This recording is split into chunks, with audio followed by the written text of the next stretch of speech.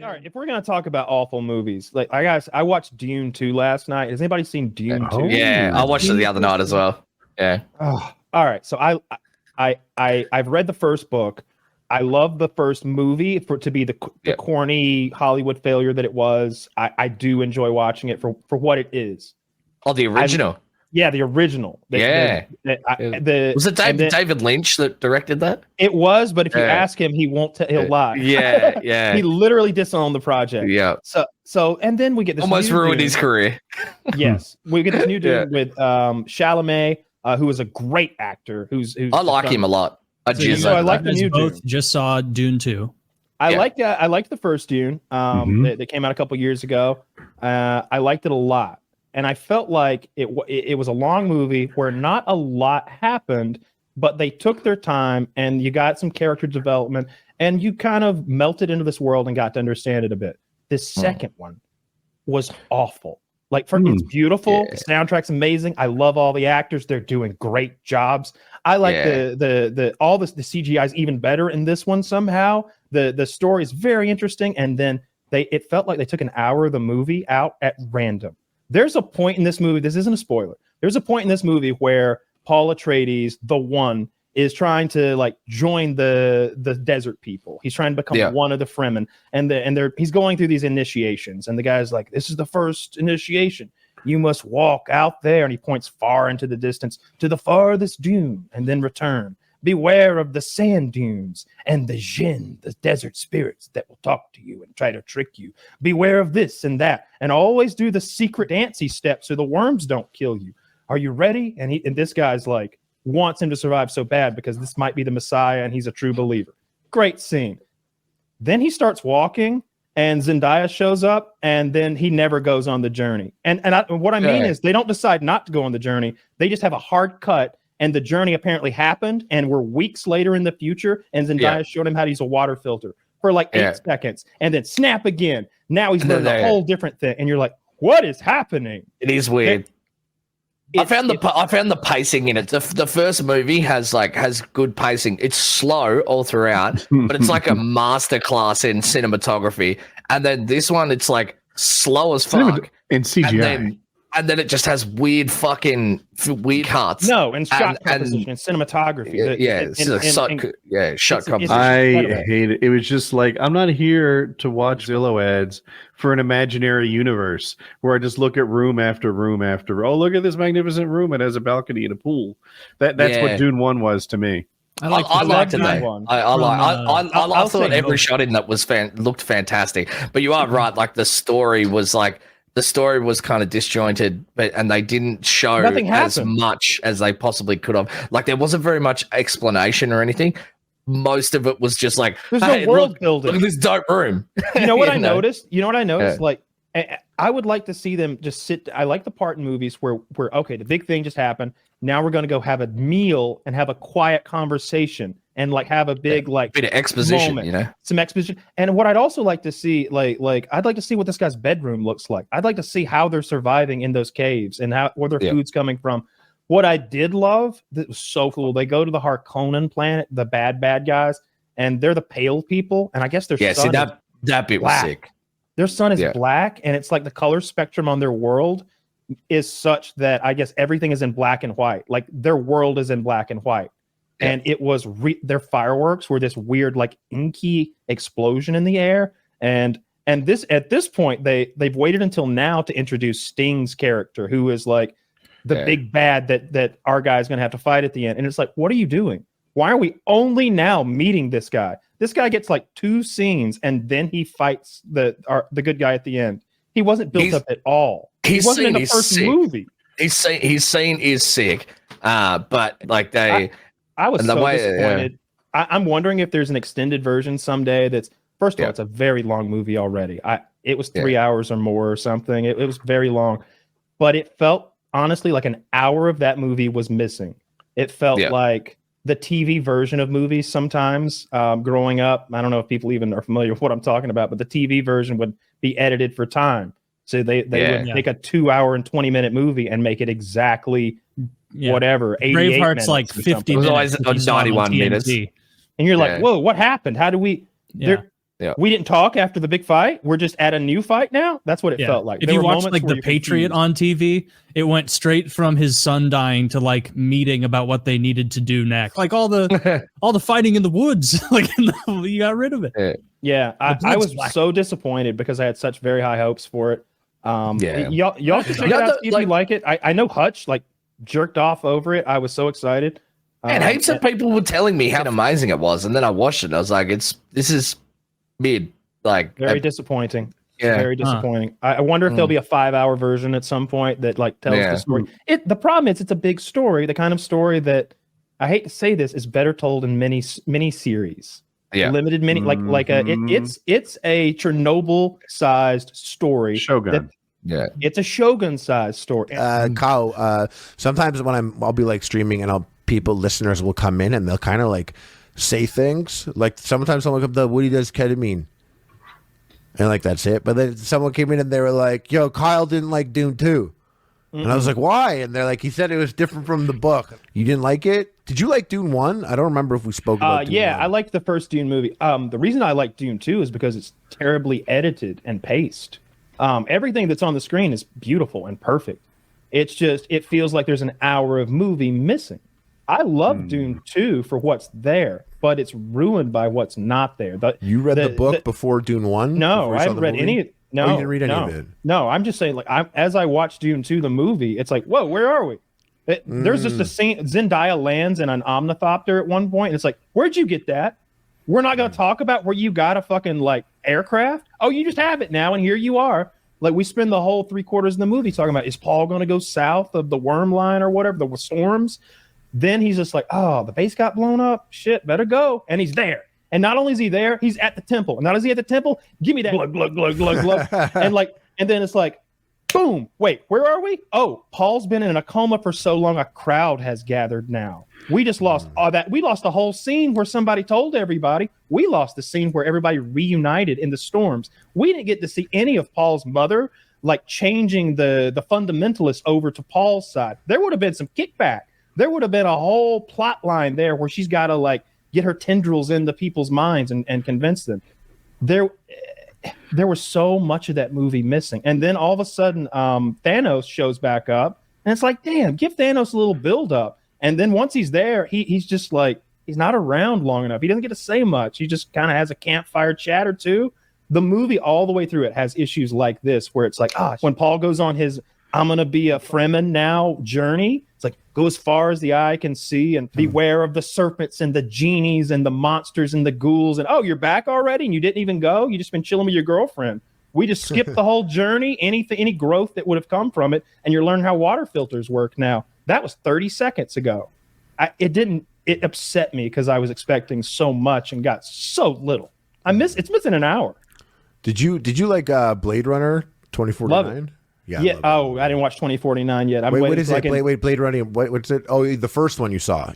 I've seen the first one on all the cuts. I've seen like the definitive cut and the director's cut and the fucking cinematic cut and the Blu-ray cut and the Laserdisc cut and all that shit. I don't actually like, man. I really don't even. I've tried. I'm always like, something's wrong with me. I got to try again. I don't like the original Blade Runner really. I don't love it. I would say I appreciate it, and there are certain scenes in it that are magnificent. There's a scene where Rutger Hauer at the end is talking about the things he's seen. He's this android that only has a 4-year lifespan, but he's S tier in intelligence and physicality and everything that a person can be. But he's come back to Earth to steal a little more life, and he's realizing now that he's not going to get it. And as he dies next to Harrison Ford, he's talking about the things he sees. I've seen fire ships burn in front of nebulas in the dark clouds of the galaxy. And he's just like going through this crazy life that he's lived in 4 years and talking about the hopelessness of it all. And then I love that scene, and I love like 2 or 3 more scenes. And the rest of it, I'm just like, I'll sit here for it. Yeah, Blade Runner 2049 I thought was so good, and I loved it. But there's like, I'm also looking, and I'm like, oh, I could cut 30 minutes out of this movie. And in Dune 1, I thought Dune 1 was great, but I hadn't read the book. So I saw Dune 1, and I was like, that was so awesome. Then I read the book. And there was a lot of things in the book where I was like, oh, that's what the movie was showing me? And now that I know, that's as good as you could show that in this movie. That's a great job.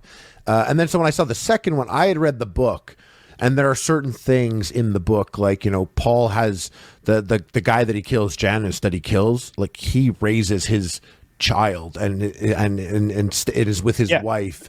And that, I mean, you see that coming. And the baby, Anya Taylor-Joy, she's actually like, she comes out, and she's a baby that is a person. And I was just like, I wonder if they're going to put a fucking Snapchat filter on a baby. How are they going to show this? Well, that's how Paul's little sister is supposed to be, too. Yeah. Or at least that's how she was depicted in the OG film. Yeah, that's how she was supposed to be. She was supposed to be very like that, upsetting. So, yeah, that she's like, you know, she kills Baron Harkonnen, and and so they made changes, and they made changes. That. Yeah, and I when I saw the first Dune, I was like, oh yeah, that was great. And I tell people, like, you see Dune? And they're like, I don't know, it was long. I was like, yeah. Or they're like, I thought it was boring or confusing, and I'd be like, yeah, but when I loved it because my main piece of reference, and not that it's any good, but it's the OG movie from the 80s. So I've seen that many times, and I've seen the extended version, so I know the fight at the end and how it goes and all. I was watching the entire 3.5 hour movie or whatever it is, waiting on that sword fight at the end. I wanted to see Paul face down against whoever Sting was going to be. And by the way, like, that final villain that Paul has the sword fight with, why was he introduced so late in the story? If you're going to make Bautista be a failure, essentially, and just like the muscle, the heavy, like he could be in the background and have this guy with the big bald head be like the brains all along. And like, or at least have him there and be like, you get a lot, actually, like the book. Of course, he does come later in the book, but then when he comes, you literally get as much of his perspective as Paul's. Like, you get a lot from his point of view. Yeah, I love that actor a lot, Austin Butler. He was upsetting looking. He was crazy. He killed that scene. All of his scenes, but he's just the whole thing. Like, I thought when I saw Dune 2, I actually thought better. I have a hard time because I'm actually an Austin Butler fanboy now, so I can't even. But now I'm looking at I saw Dune 2, and I was like, my takeaway was this movie was so good. I loved it so much. When I tell people, like, you see Dune 2, they're like, no, I didn't see the first one. I'm just like, skip it. Go see the second one. You're gonna catch up. It's really not that, like, that's fair. Like, there's really, like, someone could sum up what happened in 4 sentences, and that's all the information you'll need, because all the sexy little intricacies and fine details you wouldn't get from the first movie anyways, you would get if you read the book. Like, there's a lot of things, like even the Gom Jabbar, the needle at the neck. Like, when I read the book, I was like, oh, that's what's happening? Oh, yeah, you did it perfectly. You depicted it perfectly, but if I had to guess from the other way, which I did, I don't know what the fuck's going on. And there's a lot of things like that, because the whole plans within plans thing, and this is what's hard about the adaptation, is something like the plans within plans, like Leto's, he has someone that's trying to assassinate him. Paul Atreides' dad. Someone's trying to assassinate him. And in the book, the Mentat, the guy who are like the computers, he thinks it's Leto's wife, Paul Atreides' mom. And so in the book, because you have the benefit of a book, Leto really doesn't believe it's his wife, but he's acting like he thinks it's his wife because he wants the assassin to know that he's not still looking for the assassin. Now, try and show that in a scene is hard, and it just comes off confusing. And but then you go back and you read it and rewatch, and you're like, oh, that's good. So I did have the benefit of the second one of having the book to like explain all these things, and then I started to like decisions. I'm like, oh, I'm glad he didn't have to have Janice's wife and kid. I thought what they showed of what's it called, Prime, Giedi Prime, the plan. I thought it was sick. Oh, that was crazy. That was so cool. The Harkonnens. We go to the Harkonnens planet, and they just say that they have a dark sun, but it's sort of like they have no light spectrum there. It's just black and white. And so the fireworks are these, I've seen fireworks like that, kind of. They do these like backwards fireworks for daytime fireworks. Have you ever seen them? It's kind of like a smoky thing. No, that sounds sick though. These were like negative light up there going off. That was cool. But I was disappointed. I was disappointed. But if people like it, they should like it. You know, my opinion doesn't matter. I'm not going to like everything everybody likes. No, I thought it was like exciting. I thought it was more like your thing with the pacing is interesting because you're like, I need more from this. and I'm like that. You give me a 3-hour movie, and I'm like, oh, I looked at my watch, and there was an hour left. I was like, fuck, I wish there was 2 hours left. Shows kind of spoil us because we get to go into everything, and this Dune could have benefit from being a deeper dive. But a lot of people aren't advanced like you. They don't look at a 3-hour thing and go, wish I had more. They're like, oof, that was long. I wish the entertainment model had a third tier, because right now you've got movies which are 90 minutes to 2.5 hours if you want to be marketable, somewhere in there. I don't know what Oppenheimer was. It's definitely on the high end of that. But then you've got TV shows, which nowadays make 8 to 12 episodes a season with almost, unless you're talking about Law and Order or procedural drama or something like that. But I wish we still got shows like Star Trek with 20 fucking episodes a season. Yeah. But then there was that third tier, those 8 episode seasons for things like Shogun and Chernobyl, and some of the Stephen King stories lend themselves super well to an 8 episode miniseries. The Outsiders was really good. But like if you were going to do Salem's Lot or anything like that, it's like, bro, you cannot do Salem's Lot in 2.5 hours. It needs to be a 8-hour like masterpiece thing. Yeah. Yeah, I loved. I just thought it felt like an action movie. It felt more thrilling than the previous one. Like I feel like do we all agree Dune was boring as fucking not good? I thought after seeing Dune 2, I could see why people would find Dune 1 boring. Let's say, but but then again, like I'll look at a shot, and this is like what happened with Blade Runner. Is it hangs on some shots. And I know a normal person, I know it's 4 seconds too long for them, that shot. I'm aware of that. And the first one was like a very beautiful movie, but the second one for me felt more like Dark Knight to Batman Begins. Okay. I actually love Batman Begins more than Dark Knight, but it doesn't have the Joker. It's not fucking crazy exciting, so I see why Dark Knight is more popular. Dune felt like Batman Begins. And then also, sorry to interrupt, but Paul Atreides has a transformation in Dune 2, and when that transformation happens and the actor does it, he embraces it so well that I'm like, oh, whoa. He turned it on. It felt like the whole previous movie and a half was a muted performance because of how much he turned it on now. So now we got the character, and now it's over. He spends the whole movie denying that he's the guy. Like, it ain't me, I don't want it. And then all of a sudden he's like, I am him. I am him. And somebody's like, yo, you're not. He's like, you wet your fucking panties at night thinking about your dead granny, boy. And he goes, oh, you're him.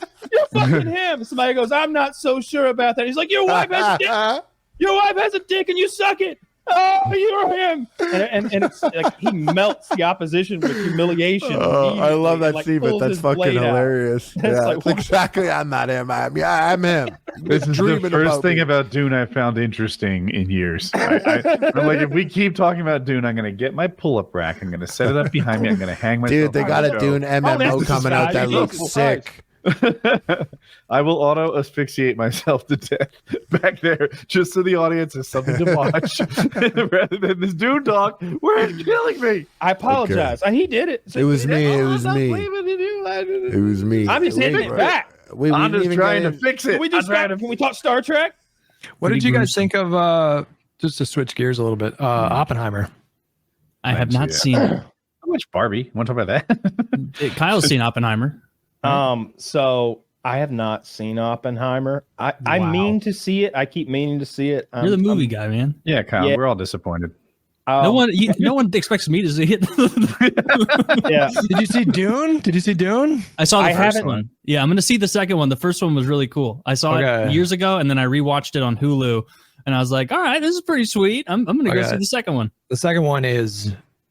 I don't even know how to even better. To me, they get their shit together because the first one sucked dick like a whore, bro. To me, it's like Empire Strikes Back, Two Towers, Dune 2. It's like for me, it's like that level. It's a grand epic. I'm very excited about it. Yeah. I loved the first one. I like the original. I'm one of those people. I'm one of the. I've never seen it. It sucked. So it follows. It follows the. Okay, so here's. When I say something's good, what I need to specify is like there's different kinds of good, right? Like it's like saying like, hey, is that food good?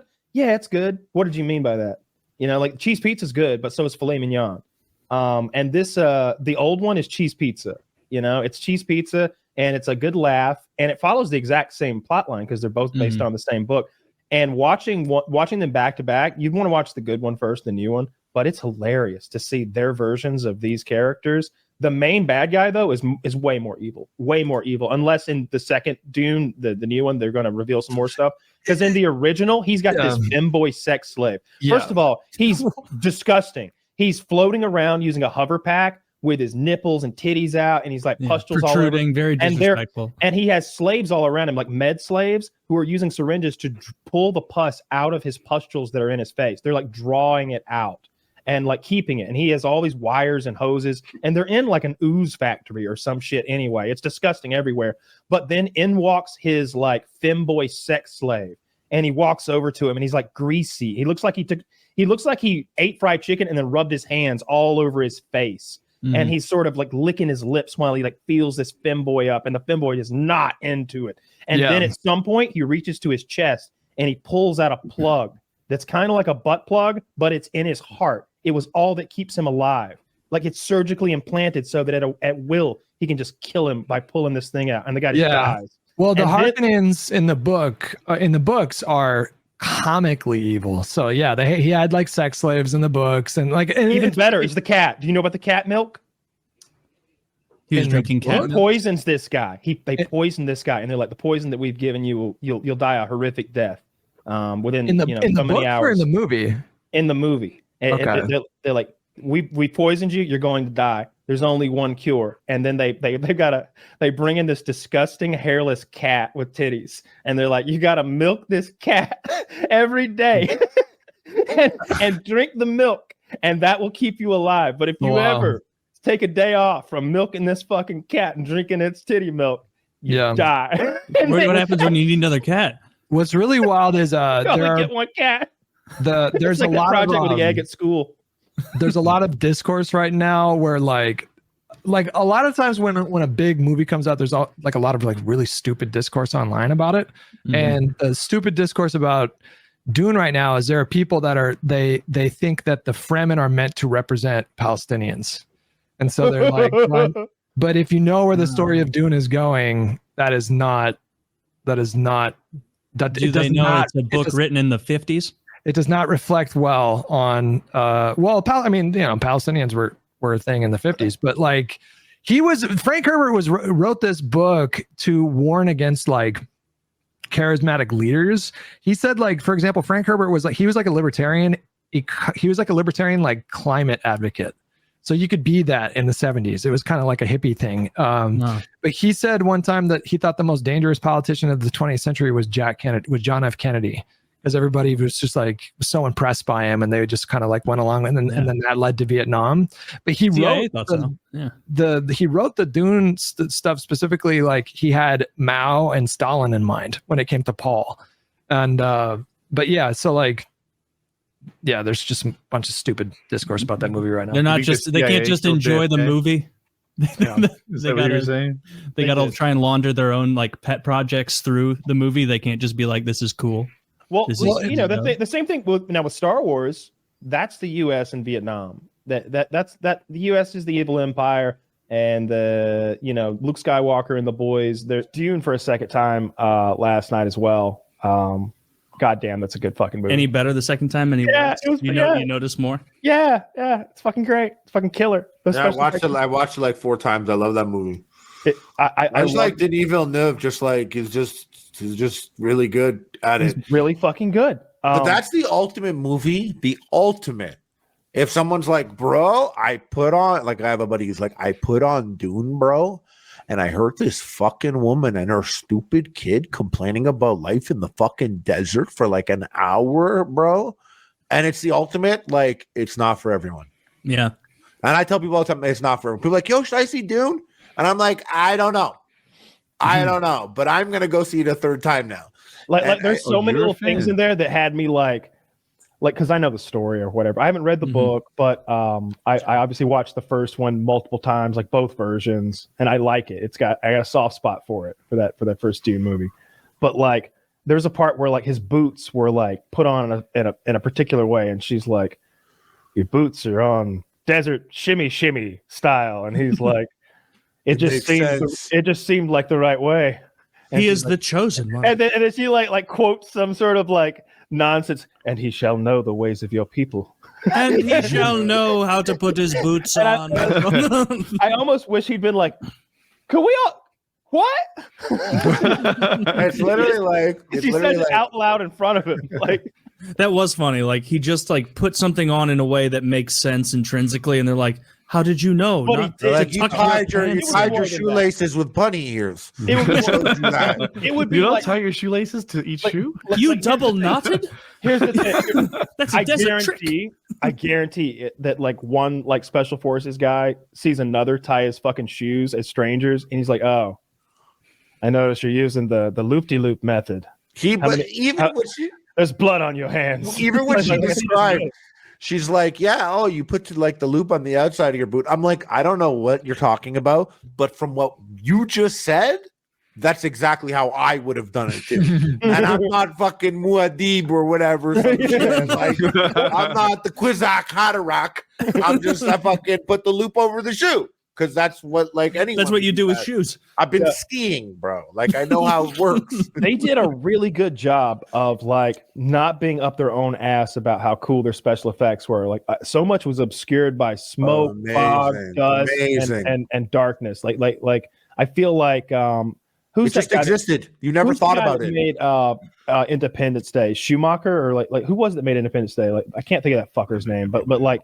He would never hide a fucking spaceship, but like that. It would have to be like big and bright, and the sun would be lit on it. And like you never thought about the effects in that movie. Like the movie just existed. You never thought about it. Like I thought it was all about special effects. Now someone opened my eyes. It might have been Filthy to this, but I was like, there were so many slow scenes where they gradually unveiled a CGI room, a CGI ship, a CGI crawler, CGI and I'm like, oh my God, I get it. You're beating me over the head with your goddamn CGI. I took it up differently.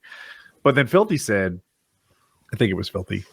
What they're doing here is they're explaining the world to you without beating you over the head. Like, this is what the technology is like. All the technology isn't self-driving. It's operated by people. This is a family of great power and prestige. That's what you're taking away from this slow room unveiling. It is a royalty. And I was like, all right. You're right. I was wrong. I saw that movie and I was like, that was great. I didn't feel like I lacked anything. I saw it again. I understood it further. I was like, oh, okay. Then I went and read the Dune book because I never read it before. And I had a flight and I got on the plane and I fucking read it. And I was like, bro, I would never like this book if that movie wasn't so sick. That's right. This guy doesn't even describe what people look like. You don't know what anyone looks like. He describes like Baron Harkonnen because it's like you have to explain it. But like he doesn't, he says like, like Paul Atreides has like a pointy nose. Picture whatever the fuck you want, basically. He describes like equipment here and there. That. He'll describe a room. But I know the worst part. I was like, if I didn't have the movie, this would be fucking hard. You have no point of reference. Do you know what happens to Paul Atreides in the books? I'm not going to spoil it. I'm just asking if you know. Yes. But I didn't read it. I went to a subreddit after reading the book. But I went to a subreddit that goes to all the books. Yeah. And I got like a book 2 or book 3 spoiler. And I was like, oh. And it was such a thing that I was like, what's the best Dune book? And people were like, book 4. And I'm like, fuck. I got to read 2 and 3 now to get to the good one. That's so frustrating. But I'm still down because the whole world of it, like I'm in on it. Like I like it. Dense. There's so much. Yeah. It reminds me so much of Warhammer 40K. Like parts of it do. What's that? I've never heard you. Is that a thing you like? Are you joking? Yeah. Have you guys played Tarkov? No. Hey, you like bacon and liquor? I have. Fuck shit. No, but I agree. I love the book, and I started to read it after that. I wouldn't have felt that way, and I never watched old Dune. And people were like, "It's so trippy," and I was like, "Why would it be trippy?" Dude. And then I went and I put on the old Dune movie, and it starts off, and I'm like, "This is so fucking trippy." With Virginia Madsen with that fucking exposition. Yeah, exactly. And you know me, I love my expositions. But then like they got they did some shit, and I was like, who the fuck is that? You're starting here. This is how we do it. This is how you spell it out for like a 1980s audience. There's that part, and I don't know if this is in the extended edition or not, but like, let me lay this out for the audience. The evil character has a hairless cat that is presented, and the hairless cat has a rat that has either been tied to it or grafted surgically to it. It's hard to tell if those are bandages or just like some way to secure it. And he's informing this man that he has been poisoned, and the only cure for his poison, well, there is no cure, but there is medication for it. It is the milk of this hairless cat. And so every day he must milk the hairless cat for his antidote. And you're like, all right, so these are the bad guys, right? And then there's the one guy who's got like the heart plug, and like, I'm sure the book explains it a little bit better, but it seems to me that they like surgically implanted like a thing in his heart where like, if you want to, you can just pull it out, and it's like pulling the stopper on a bathtub. You know, like it just unseals his heart to the world, and he just bleeds out right there. And he does that to the guy, like for no apparent reason. And he's clearly has like this incestuous infatuation with his son, who is played by Sting. Sting comes out, and he's like, not only was Sting like clearly like one of the hottest men in like the world at that point, but like he's the hottest man on the planet Harkonnen, because like everybody else there is like a greasy pig of a human being, and he's like wearing that weird fucking like, I don't know what that cod piece he's wearing with the wings and everything is. And he's just like ripped as fuck 8-pack coming out. And his dad is like, fuck yeah. Yeah. And then they cut to his brother, and his brother's like, yeah. And it's like, are you guys jerking it to like Sting right now? Like, what are we supposed to take from this? They're so. I don't think he's related to Sting, actually. They are. That's his. He's the uncle of the other guy, the bigger one. I thought they were brothers. No, this guy's like a ward of sorts to him. Maybe there is a relation. I don't think so, but maybe he's like it's still very weird. Yeah, he's like a ward. And there's strong pedo vibes. Like he's like basically he's got. Oh, he's got a boy. He's got a boy. Yeah, he's got boys. Yeah, he's got a femboy for sure. Yeah, in the original movie, it's very clear that Harkonnen wants to fuck him.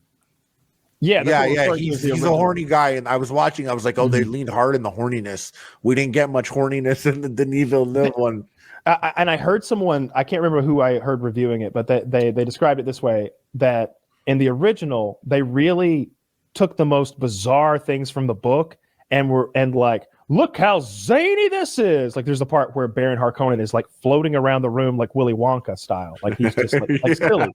It gets silly. And in the Villeneuve, whatever his fucking name, I can't do it, version, this new version, he just kind of floats a little, and you're like, oh, he's just got some sort of hover thing going on. Okay, that actually seems marginally practical. Maybe they've got a heavy gravity on their planet or some shit. Yeah. He doesn't float away like Willy Wonka on like. He literally is like a balloon that you let the air out. He's in the room, and he's like. It's a terrible looking effect, and like all the effects in the original look. Well, bad. The shield. I saw the shields, and I was like, "What the fuck?" They're like in rectangles. Do you know how they do that fucking thing? That's called rotoscoping. Oh yeah, I know how that's done. And it involves literally drawing those by hand with a ruler, and for every frame over. But you end up not being able to see shit. I love that technology and that premise, because you've always got this issue. Anytime like it's hard to have a narrative that involves guns, where your main character doesn't get shot by the fucking gun right away. Because why wouldn't he? It's like he's without him, we'd be nowhere. Bang! You're nowhere. Like that's what would happen, right? But this has kind of solved that. So because you have to use the hand-to-hand weapons, because the slow blade penetrates the shield, the fast blade. Well, if you use they have the laser weapon. Yeah. You have a fucking literally nuclear explosion. If you shoot any one of these guys while he's wearing a shield with one of the like fancy laser guns, this country is nuked. Like all of us know that. I had to read. I read that part like 15 times. I'm like, my understanding this. I'm like, all the shields that I saw in the movie. If anyone shot someone with not a projectile gun but like a laser gun, I'm like, even the ones I'm like, then everyone gets nuked. But what they don't tell you in the new movie is like that the ships that came and bombed the shit, when it's actually so sick. The explosions that happen here, they're so sick and they look awesome. And like when the ship comes and crashes down, it just looks real. That whole scene, They don't say it in the movie, but they're using like artillery and like explosives and projectiles. And in the book, they're like, why would you use this? This is like 80,000 years old. And they're like, oh, because we're just gonna blow them up. They're gonna have shields up. We can't hit anyone with shields. And they don't talk about it, but in the book, because if you hit someone with a shield with a laser gun, it's a nuclear explosion. Yeah. And I was like, why would that ever make sense to give everyone little potential nuclear explosive scenarios? You know what I mean? Because it allows you to have a sci-fi narrative where you get to have sword fights. And it makes sense because even Star Wars doesn't make much sense because I guarantee I could kill a Jedi if you give me an AR-15. Well, the Jedis, apparently Mandalorians were able to kill Jedis like they had shotguns. That's what the lightsabers don't work well. Like you can't block a shotgun. Oh my God. Mandalorian weapons. Wow, so that really is all you need. I never thought about that. So just a single shotgun burst, and even Yoda. The Mandalorian weapons were like made for Jedi specifically. That's why. Right. Star Wars is stupid. It is now. It is. Yeah, it sure is. Well, we're off that. We're on Wheel of Time now. And I watched the whole Fallout show. I'm on the last episode. It came out last night. I binged that whole thing today. It's like 7 hours of that at least. Dumb question. Is it like the video game? Is that Fallout? Yeah. Okay. So it takes place like 15 years after Fallout 4. So you're in kind of uncharted territory as far as the timeline goes, but they're in California, they're in LA. They mention things from prior games, and my God, it might be the best video game adaptation of all time as far as accuracy. Everyone really likes what's the zombie one with the little girl and Pedro Pascal? The Last of Us. Last of Us is one of the best as far as acting and production value, and just really making me feel something. That gay episode I love so much. A lot of wasted time there. The second gay episode when they're we don't have to relitigate. I didn't like the second gay episode, but I did like the first gay episode. Now back to Fallout. It's so accurate. I enjoyed my first time as well, to be honest. Oh my God, it's so accurate. But I was sore the second time around. Yeah. They made if you remember, they made Halo a couple years ago, and I think it might be doing well viewer-wise, but it's awful. It's a real departure from the canon of the games. And I don't just mean that they made a character the wrong color. I don't mean that they're on a different planet. I don't mean that they combine two characters into one. I mean, they go off the fucking rails, and Master Chief showing his ass and his face. Master Chief's getting laid. Like, get the fuck out of here. That's not Halo. Fallout-wise, this is Fallout. This is unflinchingly Fallout. This is gore, murder, rape, slavery. I can't tell how much you like it. I love it so much. I watched 7 hours of it. I watched 7 hours of it today. Well, he's also a huge Fallout fan. I might watch Amazon. A lot. That's true. Yeah. Amazon. All 8 episodes dropped yesterday or last night on Amazon. It's got Walton Goggins playing a ghoul cowboy. It's got this cute girl with really big eyes. Her name's like Purnell or something like that. She's very pretty. She plays like the main character who's sort of there's like 3 main characters.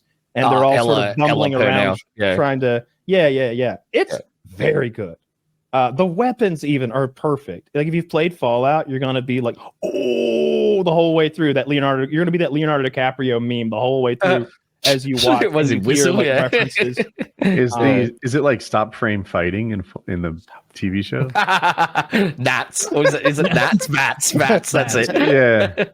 I don't play the game, if you can't tell. No. There's no first-person shooter for lobster accountants. That is. Yeah. There's no VATS. It's telling a story. It's lots of characters, and it's very super good. I like it a lot. I think I would your like enjoyment of it. Do you think is because you're like an enormous Fallout fan? I think I would like it even if I was new to Fallout. If anything, I think this would be making me. And I heard it's great. It was so much fun, so much better, dude. But I listen. This is actually a great thing that's happened for me. I invested so much emotionally. Exactly. I invested so much emotionally into Star Wars, and I do love Star Wars, and I'll always love Star Wars. But I was so caught up that when the new trilogy came out, had the new trilogy hit, I would probably be a Star Wars YouTuber today. That's how much it was. Like it was, and I put so much, and then decisions that were made by people that didn't care as much as I did resulted in me having these scars that still haven't quite healed. So I'm never again going to put my emotion into other people's hands for decisions that they'll make ever again. Now, the down part is my hype ceiling will never reach as high as it was episode 7, 8, 9 and all that. I'll never get excited anymore like I once did, but I'll never be annoyed when they do shit now. So if they're like, oh, they're making they're doing a Ninja Turtles, Power Rangers, but except the Ninja Turtles wear the Power Ranger suits and all the Power Rangers are gay Jews. I'd be like, whatever, let them take a crack at it. I'm not mad. I'm not like, oh, I'm not protective of my shit anymore. Do whatever you want. And once I let go of that, and I'll tell you, for me and Halo, this shit, I read all the books. I loved Halo. Halo took up like 30% of my personality for 8 years. So it was like my number one video game franchise. But because I went through the shit with Star Wars, by the time Halo came around, I put it on. I was like, watch this. He's going to have his fucking helmet off, wearing a turtleneck, fighting at some point. Come episode 2, I was like, holy shit, I didn't think it was going to happen that fast, but there he is, fucking a Covenant human. What is happening? If it were the old days, I'd be furious at this, but now when decisions made are bad decisions, that's a laugh for me. Now I laugh at that moment, and when I put that aside, now I watch Halo Season 2, some things happen, I'm like, yeah, that's weird. Or I'll look back at something from season 1 that they have to continue doing. I'm like, yeah, that was dumb. But the action's great. These scenes are fun. If they want to succeed in like the video game world, like or adapting any old IP, like they have to stay somewhat true to it. Because like the Lord of the Rings show is a good example. That show flopped. Like it didn't do well. They're making another season because they were already bought in, but it doesn't matter. It did poorly. I'm looking at an article right now that only 37% of the people who started the series on the first episode finished the first season because it was just I didn't finish it was just a ridiculous nonsense adaptation. I didn't begin out of protest, and I didn't begin out of protest either. I'm like, no, we're not fucking watching your woke Lord of the Rings. But I want Tolkien. I want from his lips to the screen. That's what I want. Just like Peter Jackson did, a very good representation of Lord of the Rings. Well, for the most part, he really did. Like you can make alterations without they're upsetting alterations that you can make though. They're pandering alterations that you can make, and those they made Galadriel some like warrior princess. It's like that's not they're in like this girl power thing. They're trying to take what Galadriel's actual power was, which was like being a strong, like someone in tune with magic and whatnot, and minimizing that and making her power just a male kind of power, swinging swords and fighting. And that's not what that character is. And so Lord of the Rings failed and will be canceled after whatever the current contract they have is because they didn't remain true to it. And there aren't enough people who aren't already into Lord of the Rings that want desperately to get into it that it can support that. Like, no one, like people who weren't familiar with Lord of the Rings who like girl power movies aren't going to watch that whole series because they're not into that world. You know, like it needs to be a good adaptation for existing fans in order for it to be successful. I'm still hung up on Harley's movie watching baggage, right? Like I'm with him. My mind has been fucking racing on this ever since he said it. He is the Taylor Swift of movie watching, right? She's 34 years old. She's single. She has enough baggage to fucking fill the undercarriage of the airplane single-handedly. She has a song or something called Forever is the Sweetest Con, right? She'll never love like she once did before. She'll always view these things suspiciously. And Harley will never be as excited for Star Wars as he was when he was 10 years ago. Yeah, I never get excited for anything now. Much baggage. I get excited, but the ceiling Harley, used to be very high. Harley, how did the Emperor return? Oh, somehow. Somehow, thank you. Yes, that is the answer. I always think about that. What's crazy about that? Survey that says. Thing, what's so crazy about somehow he returned is like that happens at the beginning of the movie, and so he's post after that, and he's like, yeah, somehow the Emperor returned. So let's say if you were a guy there that were nearby, and let's say that somehow the Emperor returned. Like, let's say you heard Poe say that, and then you got on a ship and you were traveling to another planet because that's what you're doing, your courier or whatever. And you get to this other planet and it takes 5 days to get to that other planet. You sit down and there's a guy there and a buddy, you're like, yo, did you hear? Somehow the Emperor returned. 5 days later, after this 30-year buildup of the strongest Sith ever, whatever, he'd be like, oh, somehow the Emperor returned. This guy, after 5 days, would be like, oh, no, he's dead again. Yeah, they killed him again.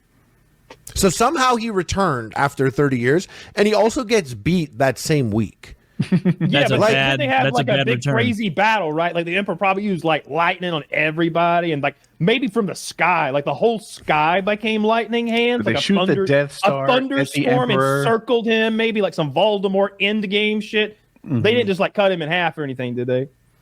No, he didn't even stand up and died. He killed himself. He killed himself. He died the same way Tyrion did, just like a crossbow while shooting. Yeah, she literally he was a troubled man. He was electrocuting her, and she had a lightsaber, but then she took a second lightsaber and made it like put them together, and that somehow bounced it back. And it was just so dumb because as a huge Star Wars fan, it's like you're gonna beat him with two lightsabers. The lightsaber is like, and I know a lot of people go crazy with my take that I liked episode 8, but I did want them to cook.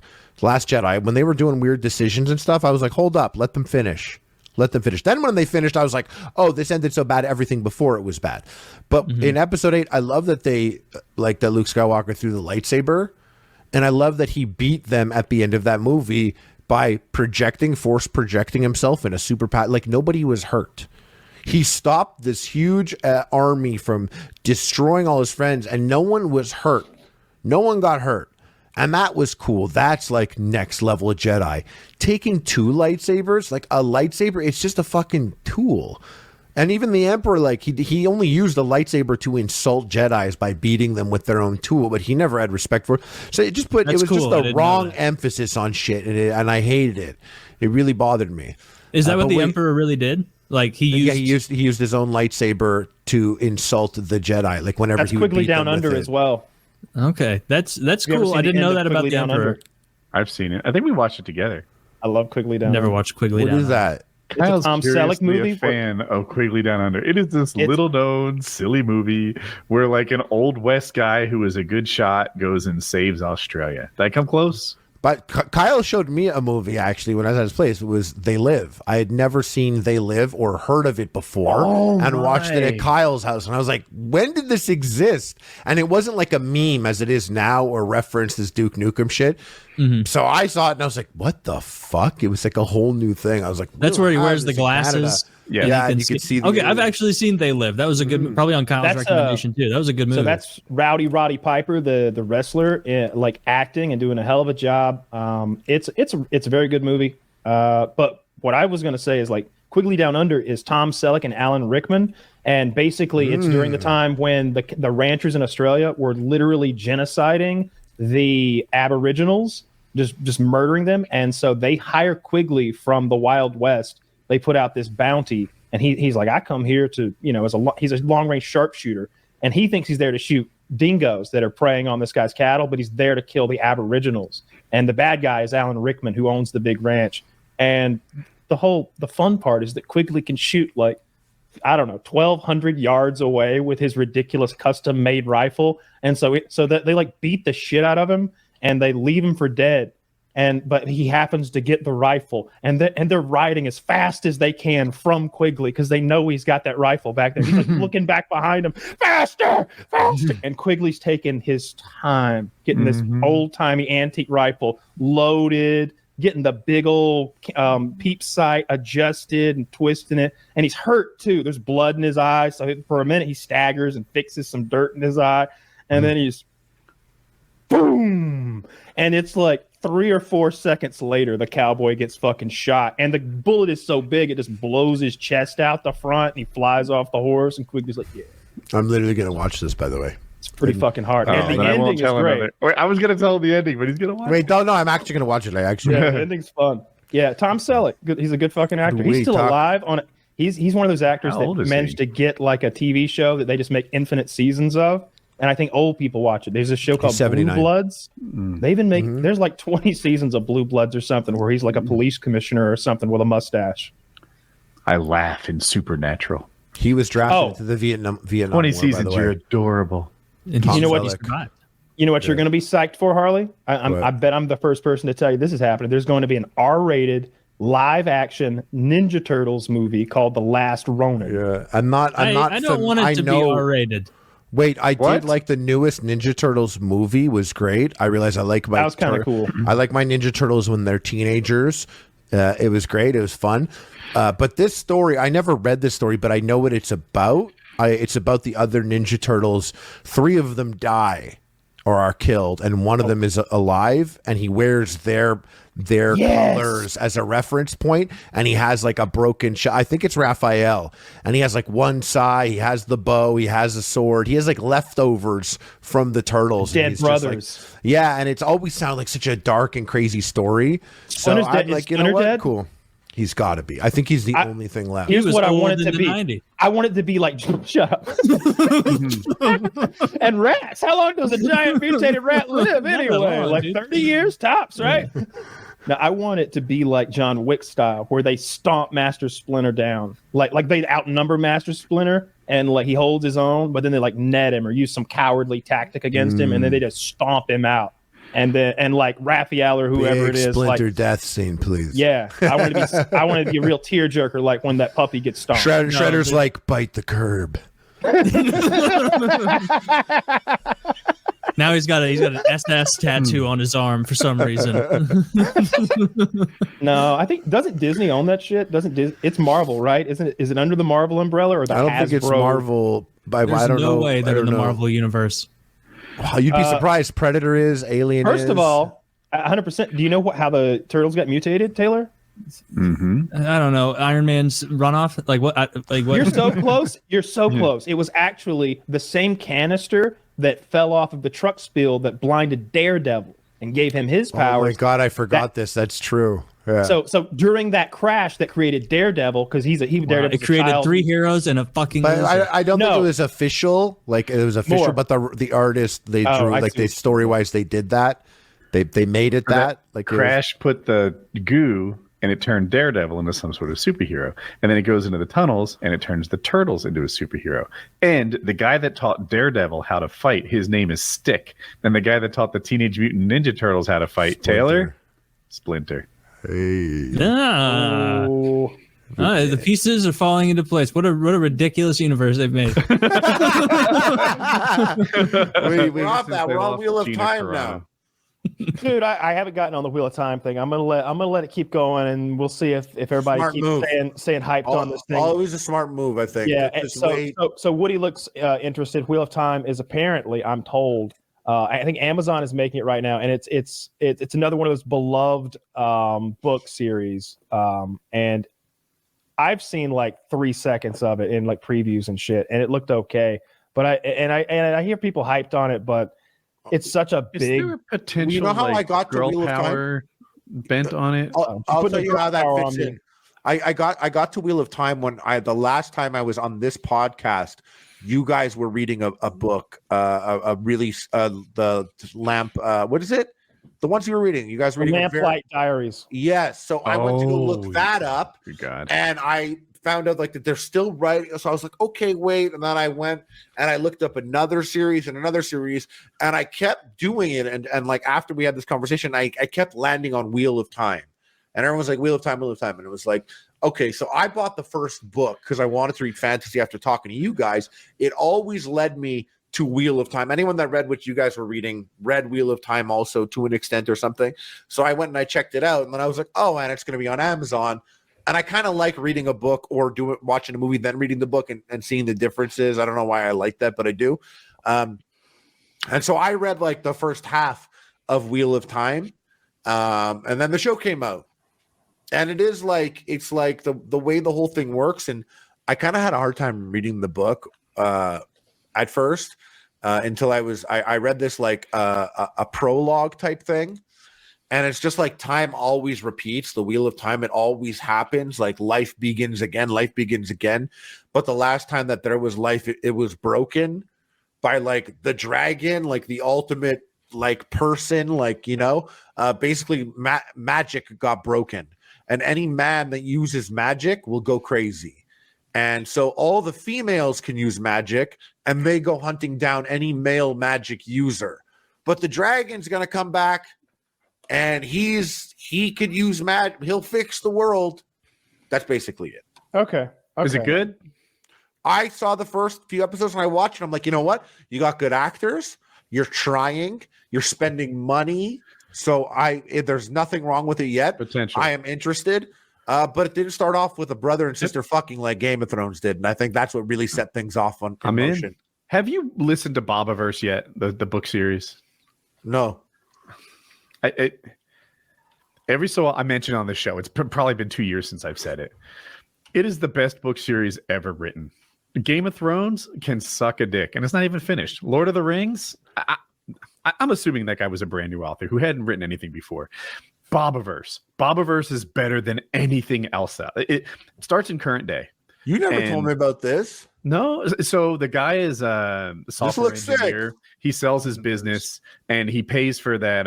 What is it called? Cryogenics or something, when they like freeze your brain and hopefully you come back in the future like incredibly wealthy with all these like time value of money gains and your whatever made you die now is easily curable and stuff like that.